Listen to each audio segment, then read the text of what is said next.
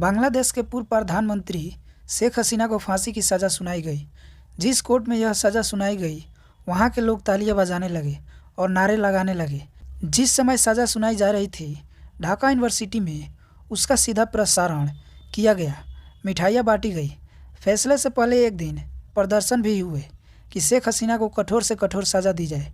2-3 घंटे की सुनवाई चली और फैसले का पूरा प्रसारण बांग्लादेश टीवी पर किया गया। जिस कोर्ट ने शेख हसीना को फांसी की सज़ा दी है, उसका गठन 2010 में शेख हसीना ने ही किया था।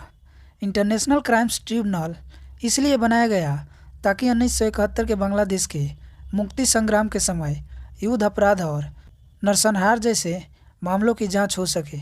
अब इस कोर्ट ने शेख हसीना को ही फांसी की सज़ा सुनाई है। 5 अगस्त 2024 को भारत जाने के बाद इस ट्रिब्यूनल का फिर से गठन किया गया और 17 अक्टूबर 2024 को इस ट्रिब्यूनल ने शेख हसीना की गिरफ्तारी के आदेश जारी किए। पिछले साल दिसंबर में बांग्लादेश ने औपचारिक रूप से मांग की कि भारत शेख हसीना को सौंप दे। भारत ने तब कोई जवाब नहीं दिया। इस फैसले के बाद भारत पर दबाव बढ़ सकता है, लेकिन लगता नहीं कि भारत शेख हसीना को सौंपेगा। बांग्लादेश के इंटरनेशनल क्राइम ट्रिब्यूनल में हसीना के खिलाफ कई महीनों तक सुनवाई चली। अब जाकर फांसी की सज़ा सुनाई गई। उन पर अपने समर्थकों को उकसाने, दमन को रोकने में नाकामी और हत्या के आदेश के मामले, यह सब चलाए गए। इस हॉल में उन परिवारों के लोग भी थे जिनके परिजन जुलाई 2024 के प्रदर्शनों में मारे गए। कोर्ट के बाहर हर तरह की पुलिस तैनात कर दी गई। सेना तैनात थी। 2 घंटे की सुनवाई के बाद यह फैसला आया। कोर्ट ने कहा सारे आरोपों में एक ही सज़ा है, वह सज़ा है सजाए मौत। जुलाई 2024 के छात्र आंदोलन के दौरान जो हत्याएं हुई, उसके लिए शेख हसीना को जिम्मेदार ठहराया गया। शेख हसीना के साथ साथ असदुज जमा भी 15 महीने से भारत में रह रहे हैं। पूर्व आईजीपी अब्दुल्ला अल मामून को 5 साल की जेल की सज़ा सुनाई है। मामून हिरासत में हैं और सरकारी गवाह बन गए हैं। शेख हसीना पर आरोप था कि उन्होंने छात्रों पर फायरिंग के आदेश दिए, सैकड़ों लोग का अपहरण किया, उन्हें गायब कर दिया गया, यातनाएं दी गई और लोगों को मारकर लाशों को गायब कर दी गई।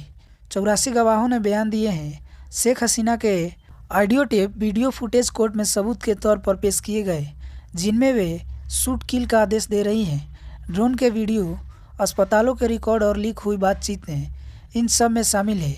शेख हसीना इस समय भारत में है। उन्होंने कहा कि उन्हें उनके खिलाफ जो फैसला आया है, उसे एक ऐसे अदालत ने दिया है जो गलत तरीके से गठित हुई है। इसे एक ऐसी सरकार ने बनाया है जो चुनी नहीं है। इसके पास कोई जनादेश भी नहीं। फांसी की सज़ा सुनाकर इस ट्रिब्यूनल और सरकार ने बता दिया कि उनके इरादे कितने खतरनाक हैं। बांग्लादेश के अंतरिम सरकार अवामी लीग को राजनीतिक शक्ति के रूप में ख़त्म कर देना चाहिए। हसीना ने कहा कि वे उन आरोपों से इनकार करती है कि उन्होंने मानवाधिकार का हनन किया। इस फैसले से पहले शेख हसीना की पार्टी बांग्लादेश अवामी लीग ने लॉकडाउन का आह्वान भी किया। कहीं भी हिंसा होने पर गोली मारने की आदेश भी है। शहरों में प्रदर्शन की खबरें कम है। अवामी लीग का कहना है कि अगस्त 2024 में पहले बांग्लादेश तरक्की का राह पर था, दुनिया के 40 टॉप इकनॉमी में शामिल होने वाला था। गरीबों, विधवाओं, बुजुर्गों का समर्थन मिल रहा था। सरकार को उनके लिए घर बना रहे थे। हेल्थ पर काम हो रहा था। देश में शांति थी। आतंकवाद का खात्मा हो रहा था। बांग्लादेश सफलता की कहानी गढ़ रहा था, लेकिन उसके साथ छल किया गया। गाने गाते हुए पुराने गीत आ गए, झूठे ख्वाब दिखाए गए और देश को धोखा दिया गया। आम लोगों को पता नहीं चला कि वे सड़कों पर किसके साथ खड़े हैं। अवामी लीग का कहना है कि 15 महीने बाद अब लोगों को दिखने लगा है कि नोबेल पुरस्कार के पीछे एक जहरीला सांप है। उसके साथ वहीं ताकतें खड़ी है जिन्हें 1971 में बांग्लादेश का विरोध किया। यह सब अवामी लीग ने ट्विटर पर लिखा है। बांग्लादेश के अंतरिम सरकार के मुखिया मोहम्मद यूनुस के आने के बाद भारत और बांग्लादेश के संबंध खराब हुए हैं। इस फैसले के बाद और खराब होंगे। भारत में शेख हसीना के मुद्दे पर सारा विपक्ष सरकार के साथ है। भारत भी शेख हसीना को वापस करने के दबाव में लगता नहीं। इस वजह से बांग्लादेश में भारत के खिलाफ भावनाएं भड़क गई हैं। वहाँ काफ़ी नाराज़गी भी है और इसका फ़ायदा पाकिस्तान उठाने का प्रयास भी कर रहा है। पाकिस्तान और बांग्लादेश के बीच अफसरों और राजनयिकों के आ जाने के लिए एक करारा हुआ है, जिसके तहत अब वीज़ा की ज़रूरत नहीं होगी। तो अब पता नहीं चलेगा कि पाकिस्तान से बांग्लादेश कौन आ रहा है और बांग्लादेश से पाकिस्तान कौन जा रहा है। पाकिस्तान की धमक बांग्लादेश में बढ़ती जा रही है। ऐसी खबरें आती हैं, भारत के लिए यह सब चिंता की बात है। मगर भारत इसके बाद भी शेख हसीना के साथ नहीं छोड़ सकता। क्या भारत हसीना को फांसी के फंदे पर पहुंचने के लिए सौंप देगा? बांग्लादेश को जवाब शायद मालूम है, लेकिन इस फैसले के पीछे क्या मकसद हो सकता है? मोहम्मद यूनुस ने कहा कि फरवरी में चुनाव हो सकते हैं अगले साल, मगर यह नवंबर आ गया। अभी तक कुछ भी साफ नहीं है कि चुनाव होंगे या नहीं। 5 अगस्त 2024 के बाद से बांग्ला में चुनी हुई सरकार नहीं है। फांसी के फैसले को इस रूप में देखा जा रहा है कि हो सकता है चुनाव से ध्यान भटकाने के लिए यह फैसला आया हो। यूनुस अंतरिम सरकार के मुख्य सलाहकार हैं। इस देश में कोई निर्वाचित सरकार नहीं है, कंपनी की तरह देश चल रहा है। एक सरकार का मुखिया मुख्य सलाहकार कैसे हो सकता है? यूनुस पर भी दबाव है कि वे चुनाव कराएं, लेकिन ज़्यादा बड़ी बात है वे बांग्लादेश को संभाल नहीं पा रहे हैं। उनसे उम्मीद थी कि वे बांग्लादेश को लोकतंत्र की राह पर ले जाएंगे, तरक्की की राह पर ले जाएंगे, लेकिन वहाँ की सरकार की सारी ऊर्जा बदला लेने में लगी हुई है। बड़ी संख्या पर पत्रकारों को जेल में डालने की खबरें हैं। उनके परिवारों की हालत खराब है। छात्र नेताओं के दबाव में पत्रकारों को नौकरी से निकाल दिया जाता है, जेल में डाल दिया जाता है। इन पत्रकारों के लिए भी सभी को बुलाना चाहिए और इनकी रिहाई की मांग होनी चाहिए। बिना लोकतंत्र के कोई भी देश तरक्की नहीं कर सकता। ख्वाब चाहे कैसे भी हो, इरादे चाहे कैसे भी हो, यूनुस को बदले की राह छोड़कर बांग्लादेश का आर्थिक हालत पर ध्यान देना चाहिए। बताया जाता है कि बांग्लादेश जो एक उभरता हुआ देश रहा है, उसकी हालत ख़राब हो रही है। ऐसे नहीं है कि शेख हसीना के ज़माने में गलत हुआ ही नहीं, उनके समय भी विरोधी आवाज़ों को टारगेट किया गया। मगर यह सिलसिला कब तक चलेगा? अब क्यों चल रहा है? इससे किसी देश और समाज का भला हो ही नहीं सकता।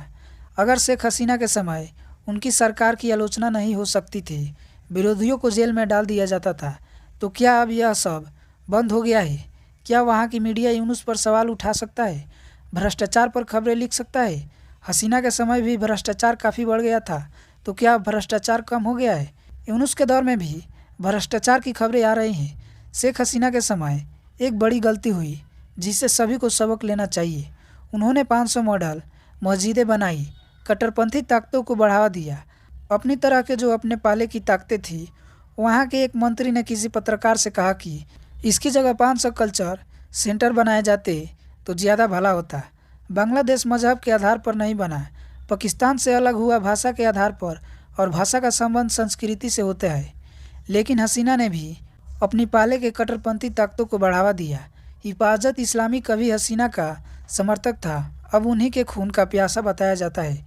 दिल्ली में हसीना ने पत्रकारों को इंटरव्यू में दिया तो बांग्लादेश के विदेश मंत्रालय ने ढाका में भारत के डिप्टी चीफ ऑफ मिशन को समन भेज दिया और मीडिया के एक्सेस पर रोक लगाने की मांग की। कुछ ही दिन पहले शेख हसीना ने भारतीय मीडिया से बातचीत की। इससे पहले उन्होंने फ्रांस और ब्रिटेन के पत्रकारों से बात की, मगर उन देशों के सामने किसी प्रकार की आपत्ति नहीं रखी गई तो भारत के संबंध खराब होंगे। मगर भारत उस इतिहास को कैसे पलटने दे सकता है जिस पर आज भी गर्व करता है? फांसी का जो फैसला आया है, पहले से इसकी उम्मीद की जा रही थी कि यही होगा, लेकिन बांग्लादेश जो नई राह पर चल रहा था, तरक्की के रास्ते पर दौड़ रहा था, अब फिसलता जा रहा है। तो वहाँ के युवाओं को, वहाँ के लोगों को समझना चाहिए कि इस बदलाव से क्या वे सब मकसद पूरे हो सकते हैं। क्या यह सब बांग्लादेश के लिए अच्छा है? कट्टरपंथ की राह पर जाना भारत के लिए भी अच्छा नहीं, किसी भी देश के लिए अच्छा नहीं। दो पड़ोसी देशों का संबंध एक दूसरे को विकास की राह पर चलने का मौका दे रहा था। यह सब भारत को भी सोचना चाहिए और बांग्लादेश को भी सोचना चाहिए। दोस्तों, इस खबर के बारे में आपकी क्या राय है? अपनी प्रतिक्रिया कमेंट बॉक्स में ज़रूर दें और चैनल पर नए हैं तो चैनल को सब्सक्राइब करके अपने दोस्तों के साथ ज़रूर शेयर करें। मिलते हैं फिर से एक नए वीडियो में।